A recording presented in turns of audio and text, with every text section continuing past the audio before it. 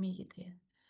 Yang kedua adalah menyalakan kamera karena memang ini fungsi kontrol dari panitia ya untuk menyalakan kamera teman-teman semuanya. Kami juga sebagai fasilitator juga harus menyalakan kamera. Kemudian yang ketiga adalah maksimal terlambat itu 10 menit. Dan teman-teman ketika mau misalnya izin ke toilet gitu, bisa izin melalui chat gitu. Tapi bebas saja silahkan teman-teman ketika mau minum kayak gitu ya, misalnya silahkan tanpa izin langsung minum saja gitu ya. Mungkin dari sini ada yang keberatan atau ada yang ingin ditambahkan, oh ini terlalu enak gitu. Ada lagi nggak kira-kira?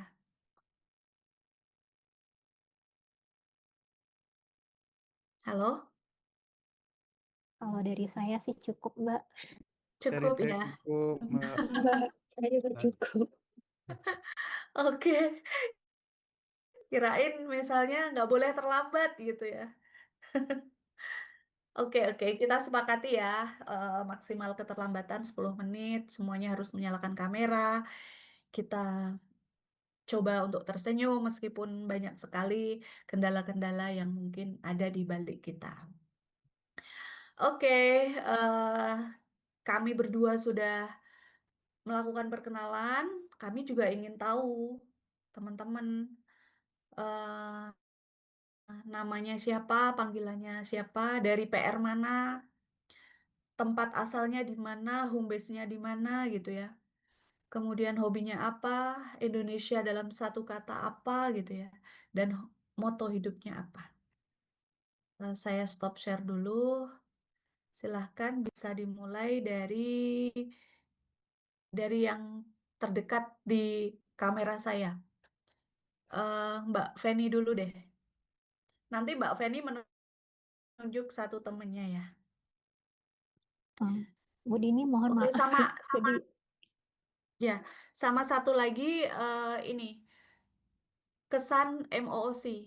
Pembelajaran MOOC kan sudah berlangsung sekitar 20 harian ya. Itu kesannya seperti apa? Silahkan. oke, terima kasih Bu Dini. Izin perkenalan, Bu Dini, Mbak Restu, dan teman-teman yang lain. Nama panggilan saya Feni. Unit kerja saya di Pusat Riset Biomedis, Organisasi Riset Kesehatan. Tempat asal saya di Padang Pariaman, Sumatera Barat. Home base saya di Cibinong, jadi saya sekarang ini berdomisili di Cibinong. Hobi saya ini sebenarnya agak susah karena kadang hobi itu kan hal yang suka dilakukan gitu waktu senggang. Jadi kadang waktu senggangnya tidak ada, tapi jika ada saya biasanya baca.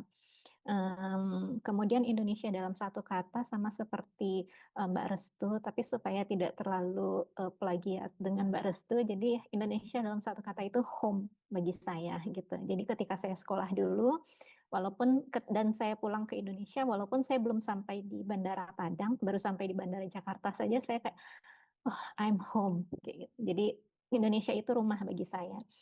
Kesan waktu MOOC itu materinya, masya Allah sekali, sudah dibaca, tapi apa namanya ya mungkin karena ada banyak materi yang harus kami pelajari dalam rentang waktu yang terbatas gitu. Jadi banyak lupa-lupanya, tapi itu mengingatkan kita kembali ke pemahaman berbangsa dan bernegara, dan itu bermanfaat sekali. Harapannya di sini kita bisa mempelajari lebih dalam lagi. Terima kasih, Bu Nurul.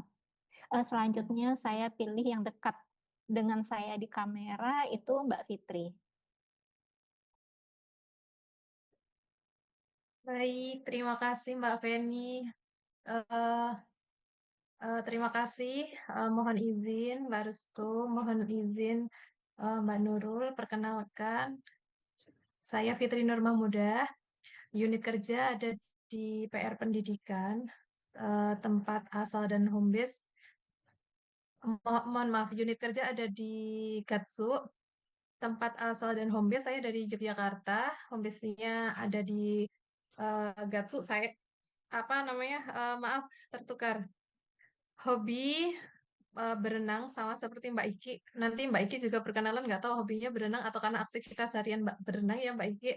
Terus Indonesia dalam satu kata perjuangan karena saya apa namanya sekolah sampai S3 di Indonesia. Jadi tahu betul berbagai macam karakter yang ada di Indonesia, apalagi mengalami yang sangat apa namanya sangat detail gitu ya di berbagai wilayah, terutama ketika saya membersamai dan aktif di kementerian waktu itu. Jadi lebih tahu gitu ya, apalagi dengan wilayah-wilayah di daerah 3T dan apa berbagai riset tentang kaum marginal gitu. Indonesia adalah perjuangan. Jadi mungkin sampai saat ini pun kebahagiaan kita bersama ya karena kita berjuang bersama-sama gitu ya, apapun kondisinya gitu. Terus moto hidup khairunas anfa'uhum linnas. Sebaik-baik kita bisa bermanfaat untuk orang lain. Terima kasih. Mohon izin untuk selanjutnya yang dekat dengan saya adalah Mas Tamam di dekat di layar saya. Terima kasih.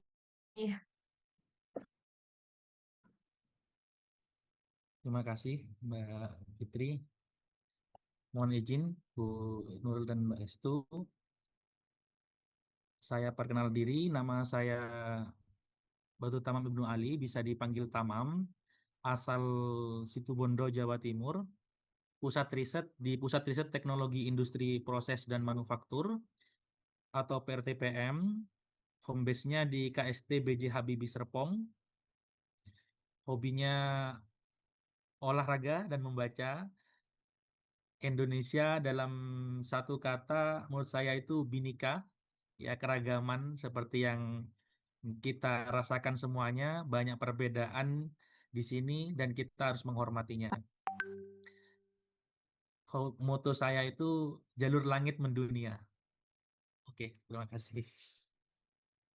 Ya, selanjutnya Mas Setio. Aduh, saya kena. Baik, terima kasih Mas Tamam. Izin perkenalkan selamat pagi. Perkenalkan nama saya Setio Budi Kurniawan, biasa dipanggil Setio. Asal saya dari Kediri, Jawa Timur, tapi domisilinya di Surabaya. Home base-nya sekarang di Pusat Riset Lingkungan dan Teknologi Bersih yang dari Cibinong pindah ke Serpong. Tapi posisinya saya sekarang lagi di Malaysia karena dapat ST, Alhamdulillah. Eh, Kemudian hobi saya traveling.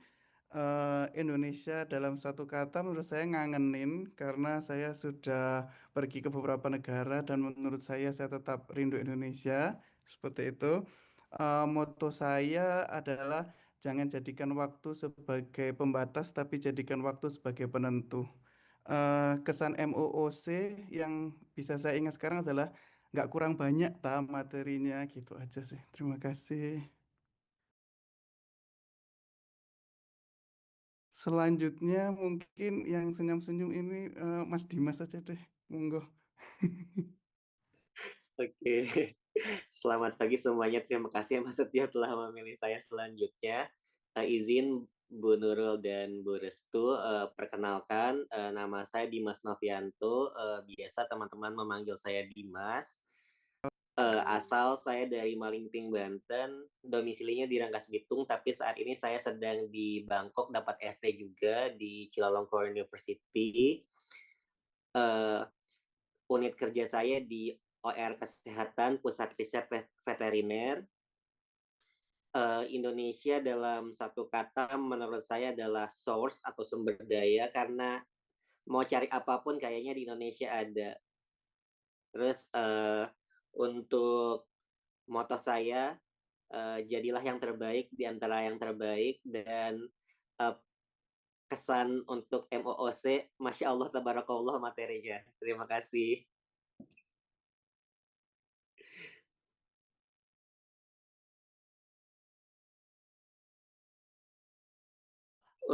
Kan ditunjuk Mas satu. Iya, untuk selanjutnya saya memilih Mbak Fikriah Hanum Humairah. Ya, makasih Mas Dimas. Assalamualaikum warahmatullahi wabarakatuh. Mas, Mbak semua. Perkenalkan, saya Fikriah Hanum Humairah, biasa dipanggilnya Iki. Jadi nanti panggilnya Mbak Iki gitu ya. Terus selanjutnya asalnya dari Bandung, walaupun kedengaran mungkin ya dari logatnya orang Bandung gitu. Terus home base-nya di Cibinong. Jadi saya tektokan tiap minggu mungkin pulang pergi gitu, Cibinong Bandung. Hobinya sama kayak Mbak Fitri, berenang, tapi mungkin ditambah saya suka nyanyi juga. Jadi ayo siapa tahu nanti kita bisa karaokean. Terus apa lagi? Oh, Indonesia dalam satu kata menurut saya cinta. Karena cinta saya ada di Indonesia. eh Semua ya, keluarga dan teman-teman semua. Kemudian moto hidup be kind. Jadi saya percaya apapun yang saya kerjakan jika dilakukan dengan baik, insya Allah kembalinya akan baik. Kemudian kesan MOOC nonton aja deh gitu, nonton videonya. Terima kasih. Selanjutnya siapa lagi ya? Mbak Adita deh. Ya, terima kasih Mbak Iki. Perkenalkan, nama saya Adita Asmano Berindar, biasa dipanggil Adita. Asalnya dari Kudus, Jawa Tengah. Kemudian unit kerjanya dari Pusat Riset Elektronika. Home base-nya di KST Samaun Samadikun Bandung. Kemudian moto hidupnya jalani, nikmati, dan syukuri. Kemudian untuk satu kata untuk MOOC,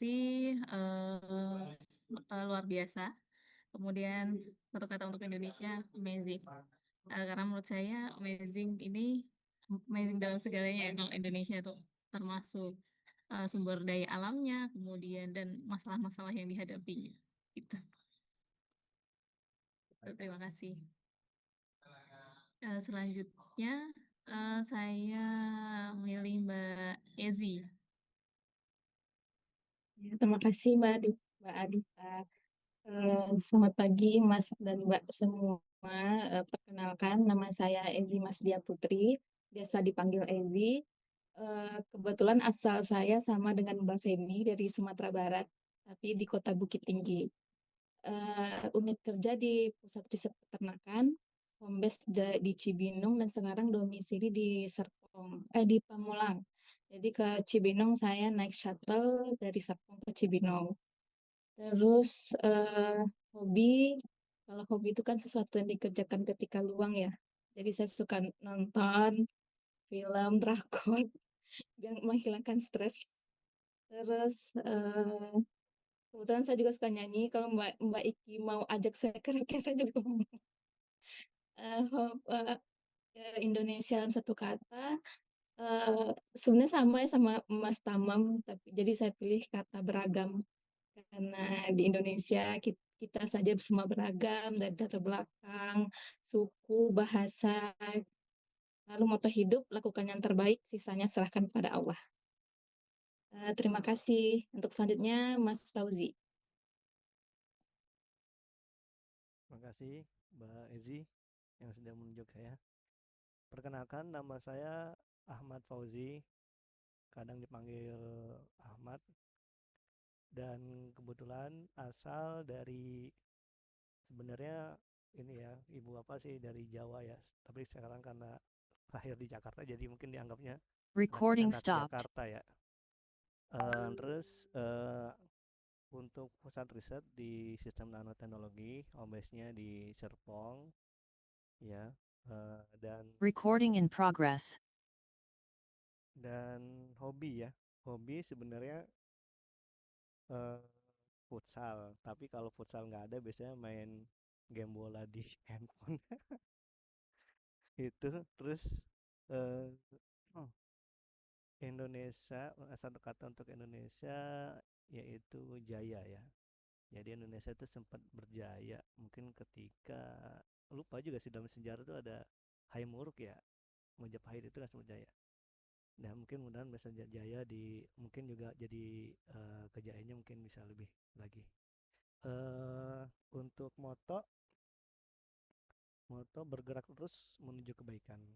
Sedangkan kesan emosi Eh, kesannya ini ya, karena banyak materi yang diberikan, jadi akhirnya eh, ngambil-ngambil ini aja sih kesan-kesan yang di PPT aja jadi hanya bacanya. Modulnya nggak sempet terbaca. Mungkin itu sih dari saya, Mbak. Saya tunjuk Mas Bangun. Mas Bangun. Ah, oke, terima kasih Mas Fauzi.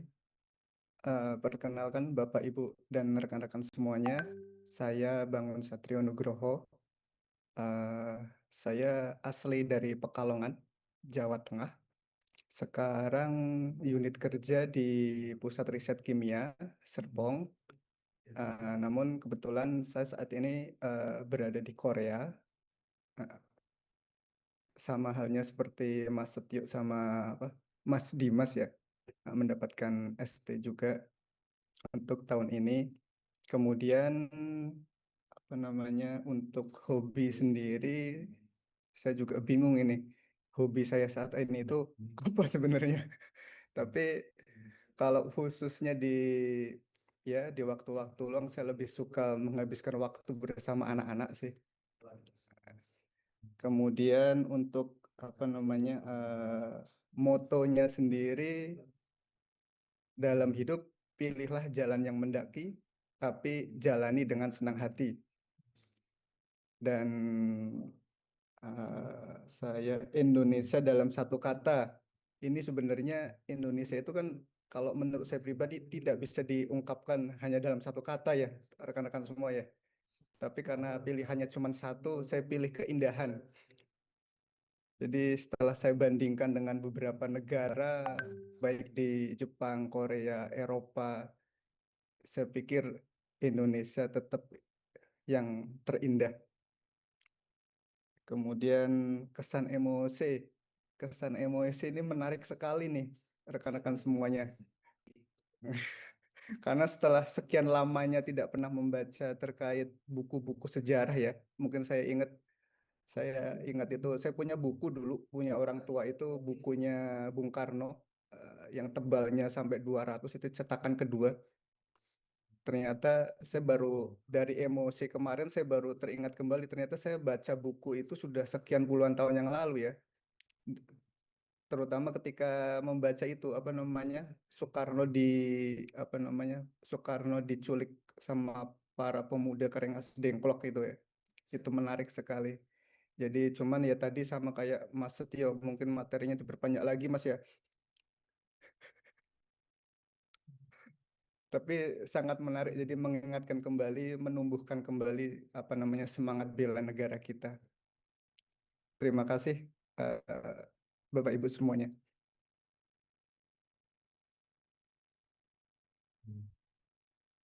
Masih adakah yang tersisa? Sudah semuanya kan ya, Bu Nurul Ya, ya? semua. Oke. Berarti ini ada 3 peserta yang dari luar negeri ya, Malaysia, Bangkok, dan Korea. Iya Ibu. Itu durasinya berapa bulan atau berapa setahun? 6 Iya. bulan Ibu, tapi 6 bulan diperpanjang. diperpanjang lagi. Kalau dikasih Oh, perpanjang sih Bu. itu lagi postdoc atau apa, Mas? Postdoc Bu. Postdoc. Iya. Iya. Oke. Hebat.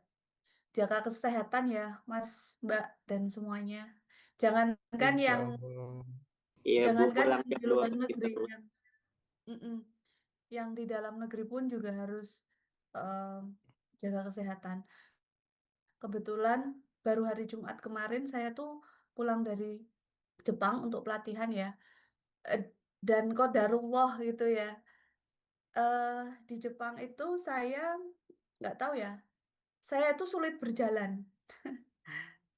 Ternyata setelah diperiksa, asumsi saya takutnya kayak apa ya, saraf kejepit gitu ya. Mungkin di sini ada Pak Dokter atau Bu Dokter gitu. Istilahnya apa, saya kurang familiar gitu ya. Tapi alhamdulillah kemarin setelah periksa ke dokter itu eh, apa, otot yang kaku gitu aja. Tapi benar-benar Masya Allah sakitnya. Saya sampai kepikiran ini saya bisa pulang sendirian apa enggak kayak gitu ya. Jadi benar-benar kesehatan nomor satu dijaga teman-teman yang apalagi yang di luar negeri jauh dari keluarga, saudara gitu ya. Jadi apa-apa harus bisa sendiri kayak gitu. Nah, Ini untuk Malaysia juga teman-teman, habis kena kiriman asap dari Indonesia, Bu. oh iya, Ya, jadi sekarang Malaysianya di mana, Mas?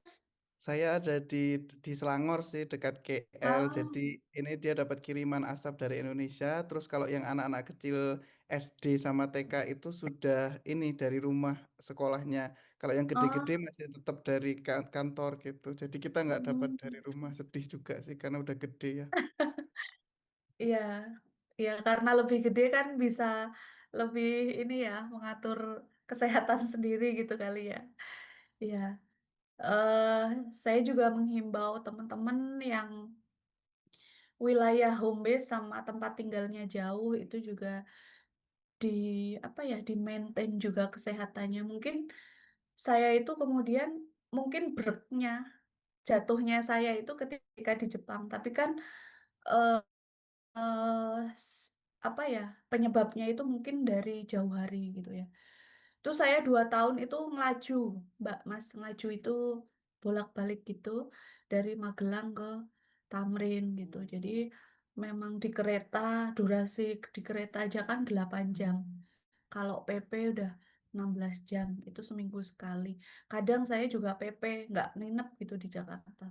Dan itu mungkin saya bisa bohong ah sudah biasa gitu ya nggak capek gitu cuman badan kan nggak bisa bohong ya nah itu saya bernya ya sampai di situ jadi mohon teman-teman dijaga kesehatannya kalau memang capek ya istirahat gitu kemudian benar sekali tadi yang hobinya Mbak Iki sama siapa yang berenang ya, itu bagus banget ternyata buat pergangan otot gitu. Dan saya oleh dokter dianjurkan untuk berenang 3 kali dalam seminggu minimal gitu ya. Dan nggak tahu nanti gimana. Nah, gitu aja sih suka duka bekerja jauh dari rumah gitu ya. Semoga kita semua mampu menjalaninya. Gitu. Oke, teman-teman. Tadi teman-teman bercerita MOC-nya, materinya, Masya Allah gitu ya. Panjang banget gitu ya.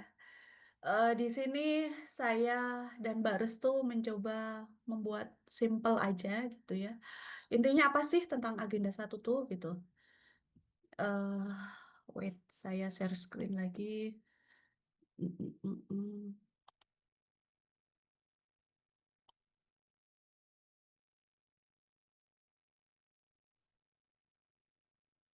Oke. eh Wait, ini kenapa nggak muncul ya?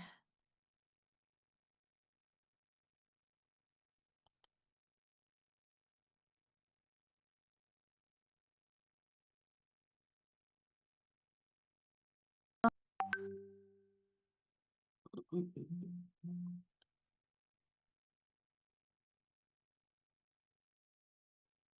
Silahkan yang mau ke toilet. eh,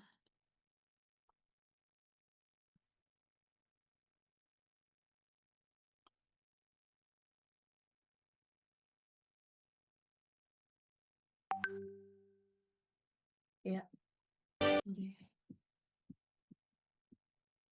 Eh,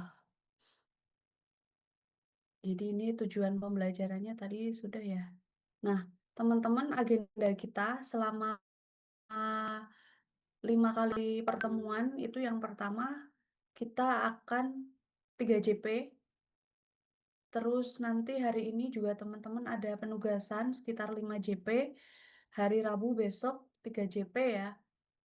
Penugasan juga, kemudian Kamisnya penugasan juga. Jadi teman-teman silahkan atur waktunya. Mungkin akan sedikit chaos, tapi jalani saja karena ini memang jalannya teman-teman harus seperti ini ya karena untuk menghilangkan C-nya gitu. Jumat akan kembali lagi kita.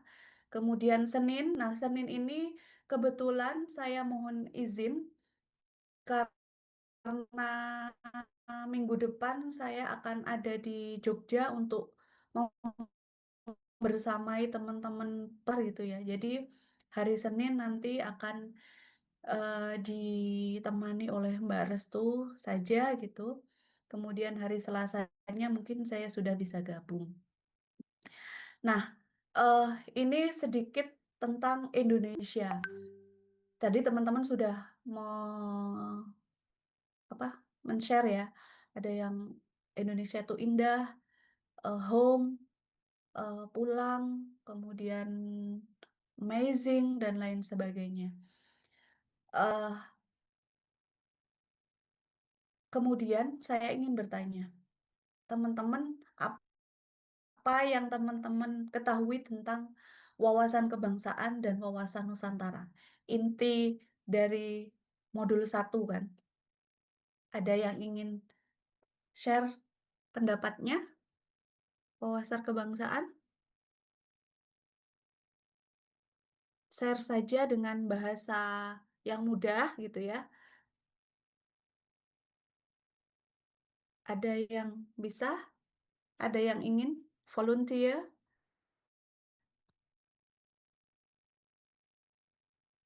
Mas, Mbak, suara saya terdengar kan ya? Sorry. Terdengar, Mbak. Eh, Suaranya Terdengar, Mbak Bu. terdengar, boleh, Iya, suara tapi saya kita mau yang sedikit kurang. saja, Bu. langsung blank. Pasti. Iya, iya. Mas Fauzi kayaknya pengen itu. Ya, Mas silakan. Demas. Gimana, Ya, Ibu, Mas? kalau Mas Demas? iya, singkat saja menurut saya kalau wawasan kata kuncinya menurut saya adalah cara pandang kita terhadap bangsa kita itu sendiri seperti apa sih, Bu. Jadi saya nangkapnya keywordnya itu kata kuncinya cara pandang. Jadi bagaimana kita memandang atau point of view kita kayak gitu terhadap bangsa Indonesia itu seperti apa. Itu aja sih, Bu, menurut saya. Ya, terima kasih Mas Dimas. Benar sekali memang wawasan itu cara pandang. Cara pandang terhadap apa? Terhadap diri kita, bangsa Indonesia. Mungkin ada yang lain yang bisa menambahkan sedikit lagi. Cara pandang suatu bangsa mengenai diri dan lingkungannya yang dilandasi dengan nilai-nilai nasionalisme untuk menjaga persatuan dan kesatuan negara. Dan juga yang paling penting kan ada apa tuh NKRI ya, Mbak. NKRI, terus ada undang-undang Pancasila, satu lagi apa ya, ada 4 ya kalau nggak salah landasan ini ya. Lupa, Bu, Bhinneka satu lagi. Tunggal Ika. Oh iya, Konsesinya ada. Bhinneka. oh iya, Bhinneka Tunggal Ika gitu. Wah, nggak cinta tanah air. Iya, iya, Mas, ya.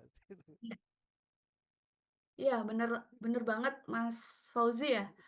Cara pandang kita untuk apa tadi ada 4 konsensus, bener banget yang melandasi menjadi fondasi kita. Tapi kalau boleh saya membuat lebih sederhana, kalau wawasan kebangsaan itu kan cara pandang terhadap bangsa kita sebagai bangsa yang majemuk gitu ya. Dan titik poinnya itu ada persatuan bangsa, persatuan rakyatnya. Itu wawasan kebangsaan. Sehingga dalam berkehidupan sehari-hari kita itu melandasi kehidupan kita itu dengan ya nilai-nilai yang ada di Indonesia, misalnya gotong royong, kemudian musyawarah mufakat dan lain sebagainya. Jadi eh, cara pandang kita bahwa Indonesia itu majemuk loh, Indonesia itu beragam loh, kayak gitu. Sedangkan wawasan Nusantara itu titik poinnya adalah kesatuan negara. Cara pandang kita bahwa Indonesia itu tidak hanya satu pulau, tapi luas. Ada daratan, ada kepulauan, bahkan ada udara gitu. Dan cara pandang inilah titik fokusnya itu pada persatuan eh, kesatuan negara NKRI. Jadi harapannya dari kedua wawasan ini itu kita dapat mengimplementasikan perilaku yang mencerminkan nilai-nilai kebangsaan, baik itu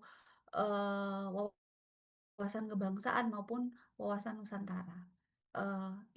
Itu sih kalau bahasa sederhananya saya gitu ya. Eh, Mungkin teman-teman lain ada yang ingin menambahkan.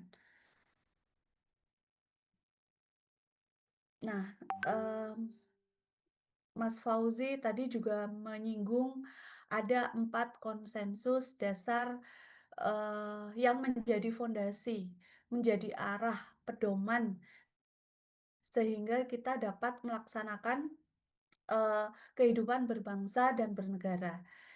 Dan 4 konsensus dasar ini juga berfungsi sebagai alat pemersatu bangsa Indonesia yang sangat majemuk. Ya, yang pertama ada Pancasila, gitu ya. Kemudian ada Undang-Undang 1945, ada Bhinneka Tunggal Ika, dan ada NKRI. Tuh. Nah, kemudian selain itu, nah kita juga wajib tahu nih lambang negara kita gitu. Bendera negara kita itu merah putih. Kemudian bahasa negara kita adalah bahasa Indonesia. Lambang negaranya Garuda Pancasila dengan semboyan Bhinneka Tunggal Ika di bawahnya. Kemudian lagu kebangsaan kita adalah Indonesia Raya yang pagi ini sudah kita perdengarkan. Tapi teman-teman, tahukah teman-teman? em, Oke, saya ada tebak-tebakan gambar ya. Nah, ini merah putih sih gitu. Tapi teman-teman ada yang bisa menebak nggak? Negara Indonesia, bendera negara Indonesia itu yang mana? 1, 2, 3, 4? 2. 3 kayaknya. 2, Bu. Dua. 3. 2, Bu. 2. Yang 3 2. siapa? Saya 3. Mas Setio 3. Ada lagi yang lain selain 2 dan 3? 1. 1, Mas Bangun. Adakah yang 4? Iya. Mungkin Mas Bangun ini POV-nya kayak saya persis ini. Kalau saya menggambar gitu ya, pasti kadar warna merahnya itu akan sama seperti yang nomor 1 karena kayak merah merah marun ya, agak merah marun. Udah. Kemudian yang pilih 2 siapa tadi? Saya, Mbak. Mbak. Mas Saya. Fauzi, Saya, Bu.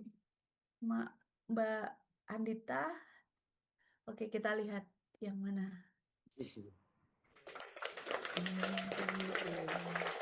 Nah, benderanya itu nomor 2 karena RGB-nya itu sesuai dengan penjelasan Undang-Undang Nomor 24 Tahun 2009, RGB-nya itu 255. Jadi kalau kita menggambar di Canva mungkin ya, itu kan seringkali harus memfill in, bukan di Canva ya, di apapun deh. Kita kan harus memfill in color kan. Nah, itu ternyata ada eh, gradasinya itu bisa diatur gitu dan untuk Indonesia ternyata ada di gambar nomor 2. Nah, selanjutnya kita masuk ke Sangri.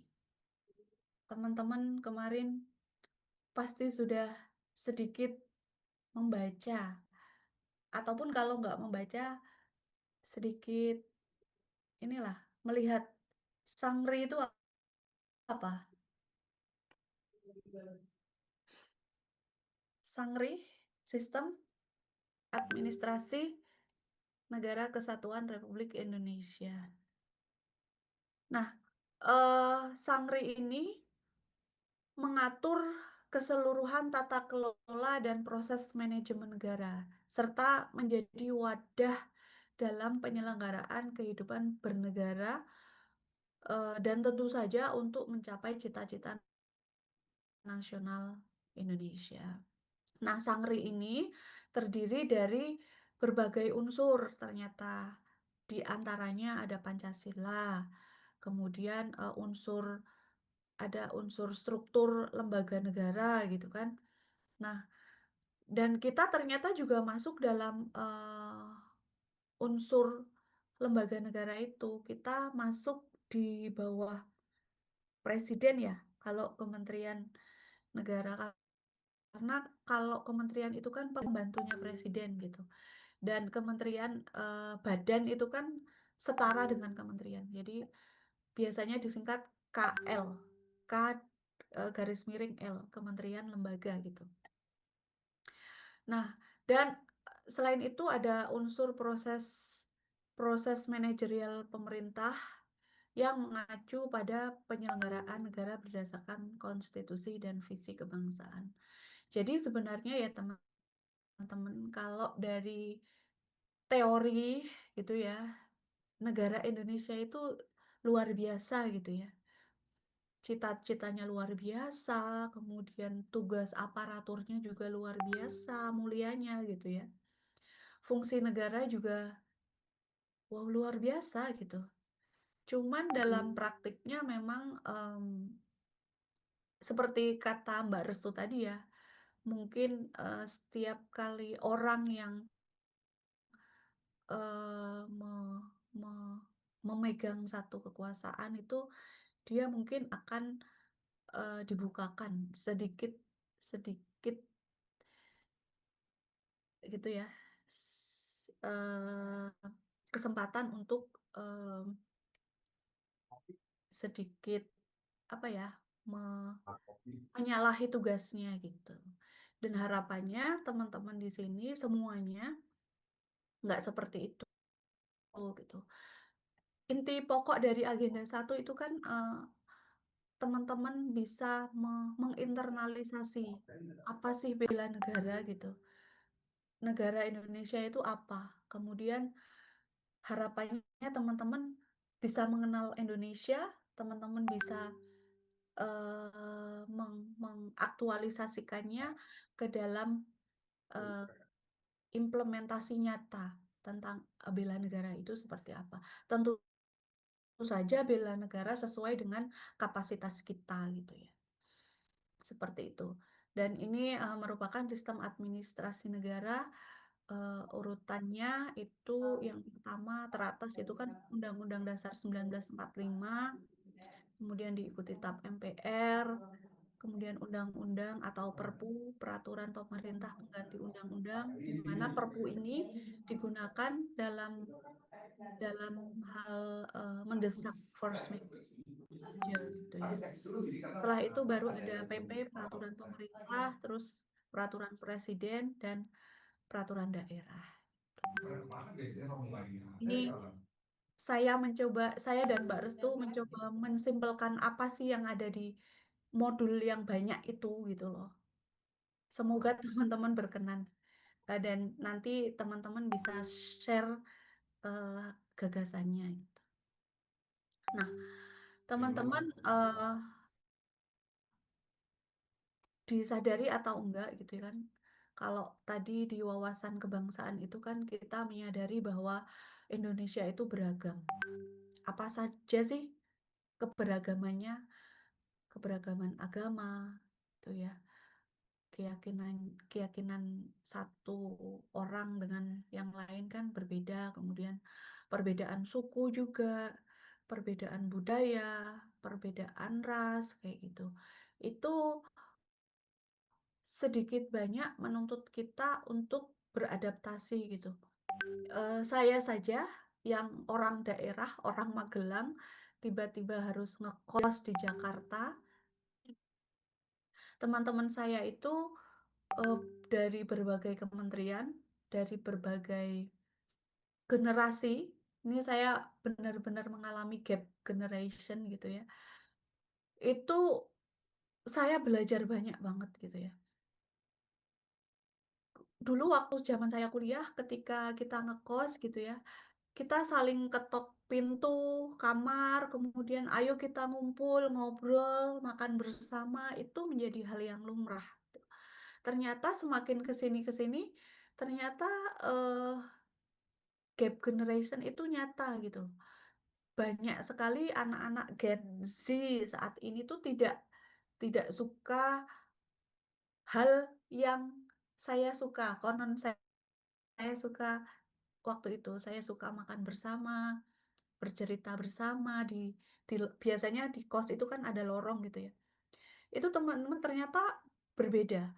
Bahkan guyonannya saja sekarang sudah berbeda gitu. Zaman dulu saya masih muda gitu ya, ketika diguyoni gitu kayak misal udah punya pacar belum kayak gitu. Ya saya biasa aja meskipun saya nggak punya pacar gitu ya. Atau apalagi saya punya pacar ya sudah gitu ya. Pamerkan aja sekalian gitu ya. Meskipun konteksnya guyon gitu. Kalau sekarang berbeda. Saya merasa ternyata beda ya budaya anak-anak zaman sekarang. Makanya pada beberapa waktu yang lalu tuh karena karena kami jadi adaptasi nih, tidak lagi suka menggedor, mengetok pintu teman-teman kan, teman-teman di kos. Tapi ternyata ada satu teman yang sakit gitu. Karena kita nggak ada kebiasaan saling mengetok, saling ngobrol, kan kita nggak tahu apa yang dilakukan di kamar itu, apa yang terjadi di masing-masing kamar kan. Nah, ada salah satu teman kos itu yang sakit. Di sana dia itu muntah-muntah, mungkin saking nggak kuatnya, ya dia nggak share apa-apa ke teman-teman yang di luar. Ketika ibunya datang, ibunya ngomel-ngomel, kok bisa eh, apa kayak gini dibiarkan kayak gitu. Nah, karena berbeda gitu. Kecuali kalau kita open, ayo kita makan bareng kayak gitu-gitu kan. Ya, nah itu sedikit hal yang membedakan kehidupan saat ini ya. Apalagi jika dikaitkan dengan keberagaman di Indonesia. Wow, ini luar biasa sekali. Eh, Beberapa ya yang waktu saya di Jepang itu ada teman saya berasal dari Vietnam. Dia dia bilang dia tidak non-affiliate ke satu agama tertentu gitu. Jadi it's okay buat dia untuk tidak melakukan ibadah dan lain sebagainya. Tetapi ada beberapa teman saya yang lainnya dia itu Muslim, bilangnya Muslim dari Turki, dari Bangladesh, dan dari Kazakhstan. Tapi Muslim tapi tidak melakukan ibadah gitu ya. Nah, yang dari Vietnam itu dia tanya, kenapa kamu Muslim tapi kamu tidak melakukan ibadah dan lain sebagainya. Mungkin yang Vietnam ini kan mengamati kami. Saya dan beberapa teman dari Malaysia kan ya kalau waktu sholat ya sholat, izin dan lain sebagainya gitu. Nah, teman yang dari Bangladesh ini marah kenapa tanya seperti itu. Jadi ya kami Muslim tapi hak kami untuk melakukan atau tidak melakukan ibadah kayak gitu. Jadi memang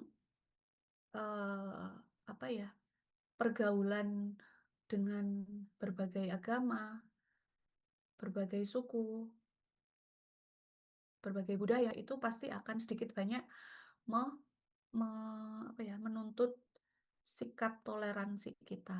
Jadi lebih ke toleransi dan ya udah sih gitu. Maksudnya sendiri-sendiri gitu ya. Karena kalau ditanya kamu Muslim tapi kenapa tidak melakukan ibadah dan lain sebagainya, itu juga menurut saya tidak tidak bagus untuk di, dilakukan apa ya, ditanyakan seperti itu. Nah, menurut teman-teman keberagaman di Indonesia ini gimana? Kalau dalam budaya sehari-hari, teman-teman kan apalagi yang kuliahnya di luar negeri gitu ya. Nggak di luar negeri pun berbagai macam budaya dan lain sebagainya kan menuntut kita untuk beradaptasi dan toleransi. Nah, toleransi di zaman sekarang ini menurut teman-teman gimana? Sebaiknya gimana? Silahkan kita sharing.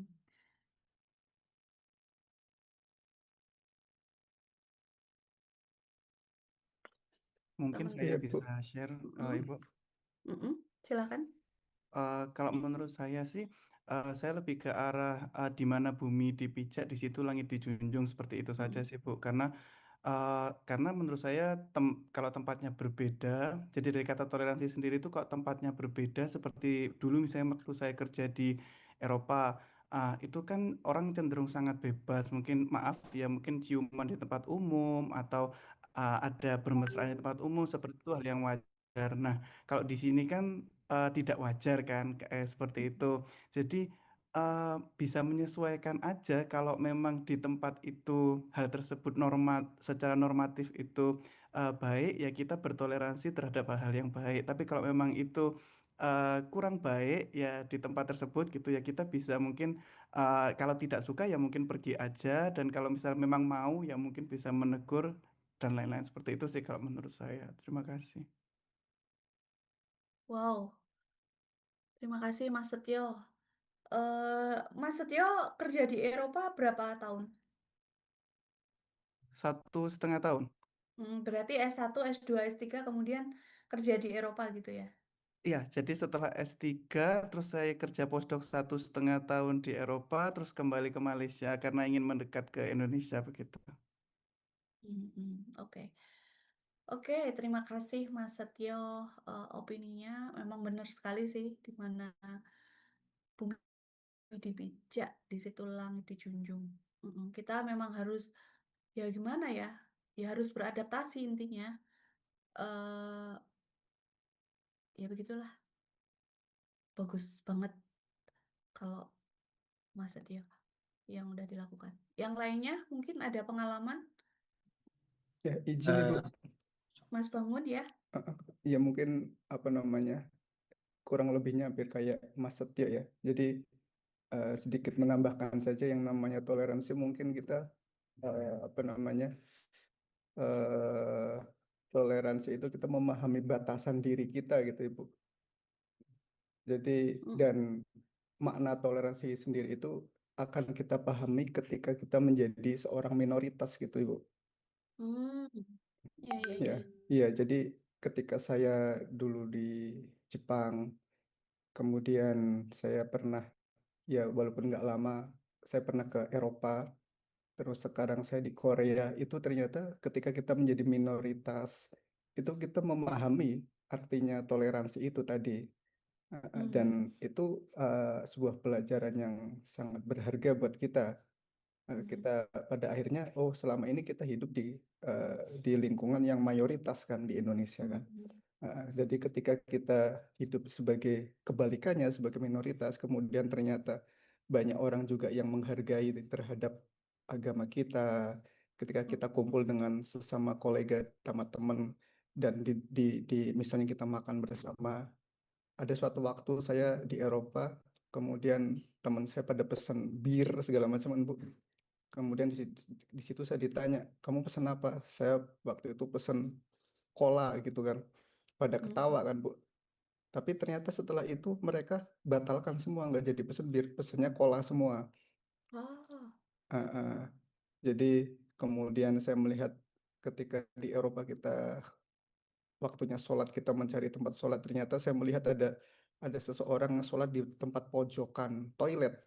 Tapi di sana kan toilet jangan dibayangkan toilet yang kotor Ibu ya, toilet yang bersih, dan orang-orang di sana juga apa namanya, kebetulan waktu itu di apa namanya kayak di Helsinki kayak gitu, mereka apa namanya menghargai segala macam.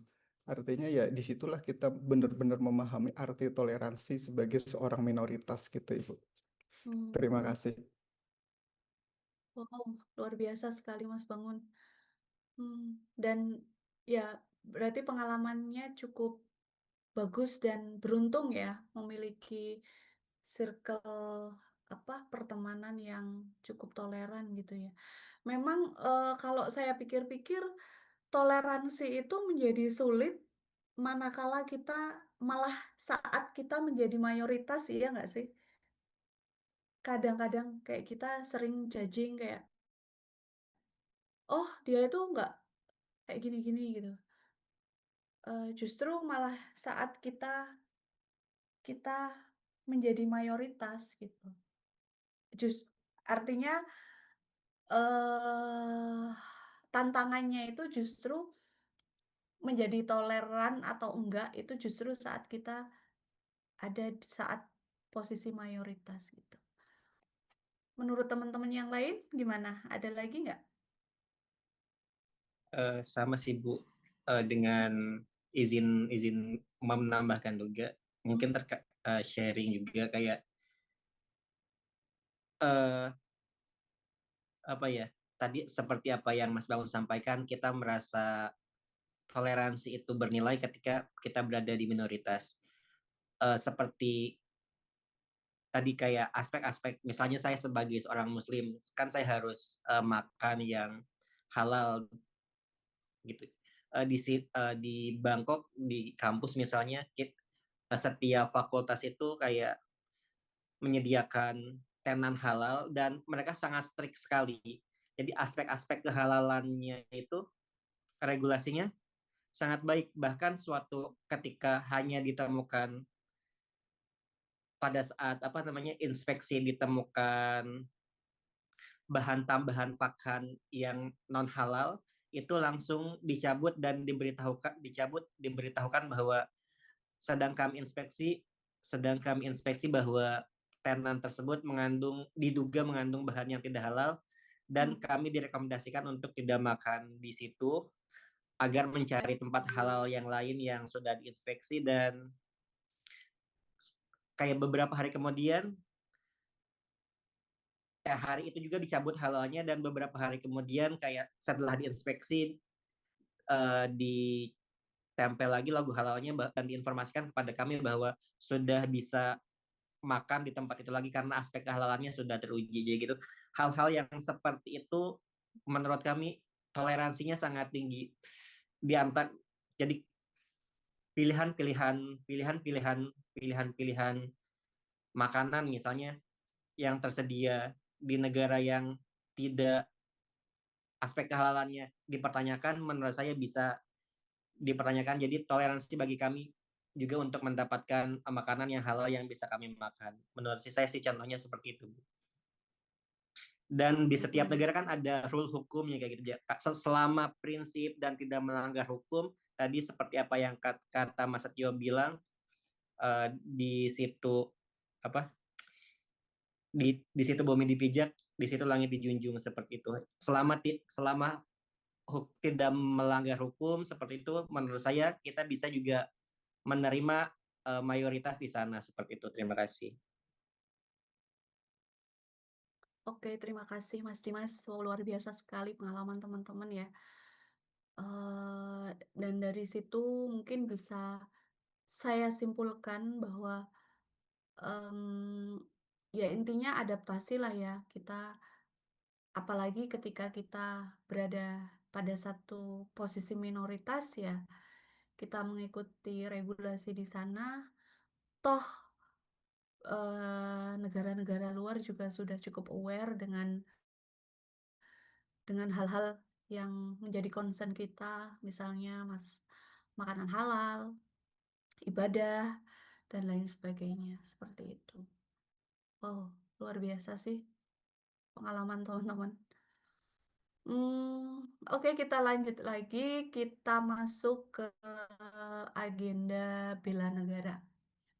Teman-teman, apa sih bela negara yang teman-teman ketahui secara sederhana aja?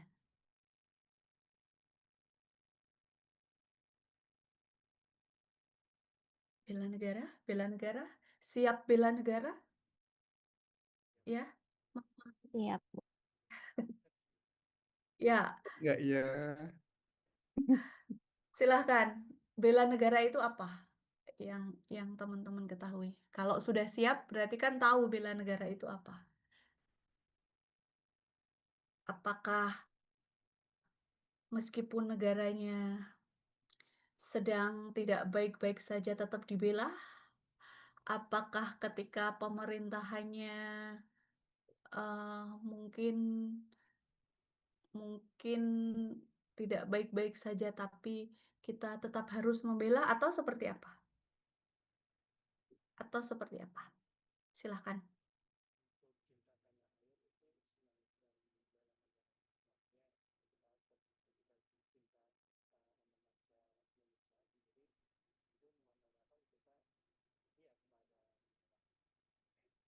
Mm-mm. Mm-mm. Mm-mm. Mm-mm. Oke, Mas Fauzi, berarti cinta tanah air. Teman-teman kembali ke Indonesia itu kan juga bentuk dari cinta tanah air. Artinya teman-teman itu sumbangsih teman-teman dalam rangka bela negara, bukan? Karena kita tidak sedang posisi perang, artinya kita mencintai negara, kita membela negara ya sesuai dengan zaman dan sesuai dengan kewenangan kita. Tuh. Bahkan kalau teman-teman punya uang, teman-teman membeli sepetak tanah, itu juga bentuk dari bela negara. Karena mempertahankan, gimana ya bahasanya? Mempertahankan halaman rumah atau gimana gitu. Nanti ada indikator cinta tanah air itu apa gitu. Itu juga menjadi indikator cinta tanah air. Jadi mempertahankan tanah wilayah kita itu juga bentuk cinta tanah air.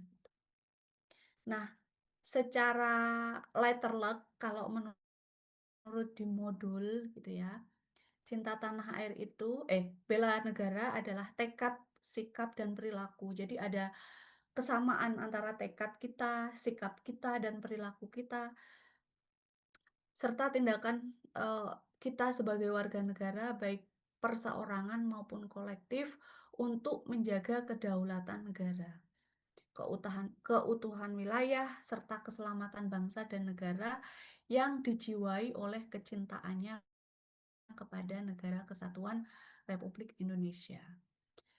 Nah, teman-teman nanti spill lanjutan akan ada satu tugas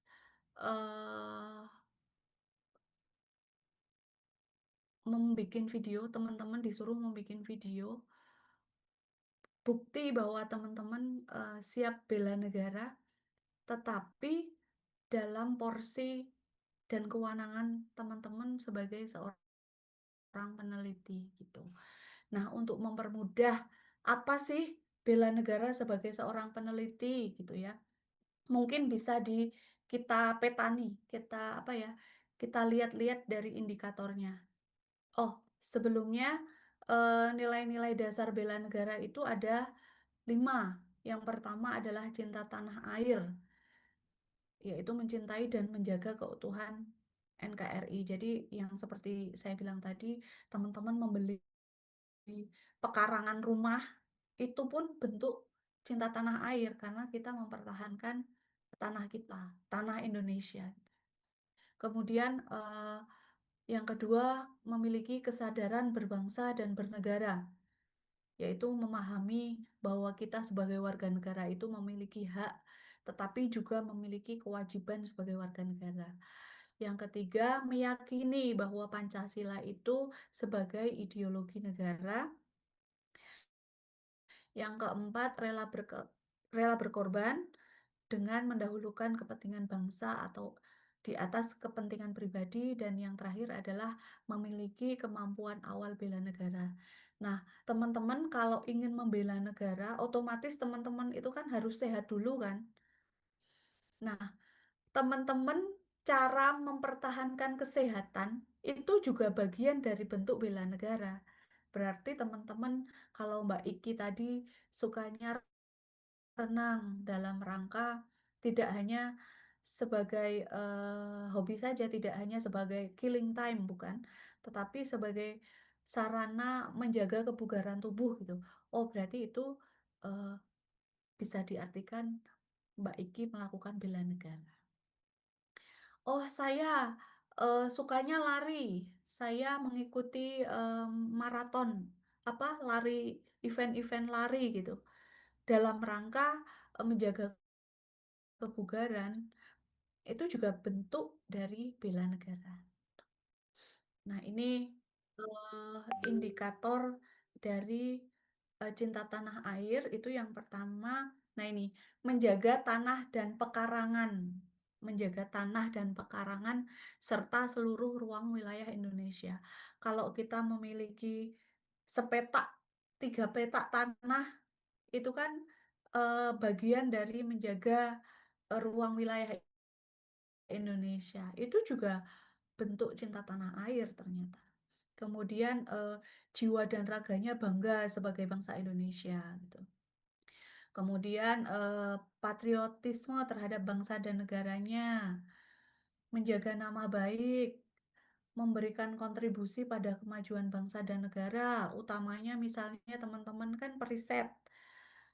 Dari hasil riset teman-teman bisa berkontribusi loh pada kemajuan bangsa Indonesia.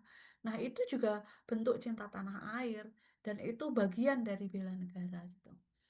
Dan yang terakhir untuk indikator cinta tanah air adalah eh, bangga menggunakan hasil produk dalam negeri. Jadi nanti kalau teman-teman penugasannya dibuat simpel-simpel saja.